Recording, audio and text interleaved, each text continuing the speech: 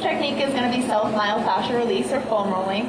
All you're using is just a foam roller and your body weight, and you're going to start at the top of your hips, and eventually you'll roll all the way down to your knees, but I want you to stop inch by inch. So you're looking for any areas that are tender or painful or that, maybe feel like they're a little bit tight. And when you find those areas, if you want, you can bend your knee and that will enhance the pain a little bit, and you stay on each area for 30 seconds. So because the quad is made up of 4 muscles, you've got to get all 3 angles. So you're going to go straight up and down, stopping on every knot, and then you're going to tilt your hips up, which is going to get your vastus medialis of your right leg and the vastus lateralis of your left leg. And you'll do the same thing. Go straight up and down until you find any tender areas. A lot of times we'll feel them more on the outer thigh.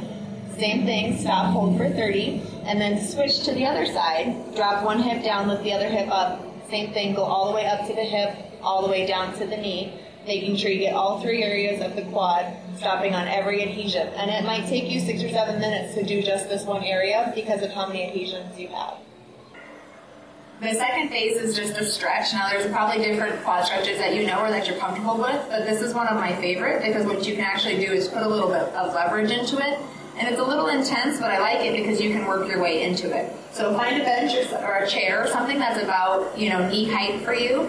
And all you're doing is putting your shoelaces on the bench and dropping your knee down. Now this might be too much for some people at first, so it's okay to start out here. Sometimes I'll have people hold a PVC pipe or a body bar to just make sure that you don't lose your balance. And then do a pelvic tilt, so you're rotating the pelvis forward and then slowly leaning back into the stretch to feel the stretch in the quads. If you want to add a little hip flexor too, you can put the same hand up and then lean away, so you'll get a good stretch all the way from underneath the internal oblique all the way down to the knee. The third and final phase is a corrective exercise for your hamstrings. The most important part when you start doing exercises in the third phase is to actually focus on the negative movement, which is your eccentric movement.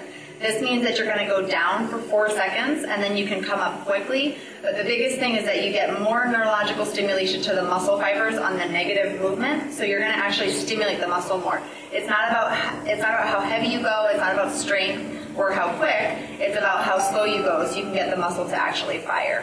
So what you're doing is just a deep lunge for your glutes and your hamstrings. I'm going to use weight, but you don't have to. And you might only be able to get 8 or 10 of these at first, especially if you're quad dominant. This is a real good way to tell if you are quad dominant because your hamstrings will be super weak with this exercise. So again, find a bench, shoelaces on the bench, step way out forward so that you can make sure your knee doesn't come over your heel. And when you drop down, you're sitting all the way back, go all the way deep, and then come up and hold. And then you're going to try to repeat that 8 to 10 times on each leg if you can. And if you want a little bit of a challenge, you can actually tip forward into a single leg deadlift in between each lunge. But again, it might be a little bit challenging if you're quad dominant because you don't have the strength in this muscle. So good luck. Hope that helps you with your quad dominance, and keep an eye out for the hamstring dominant video.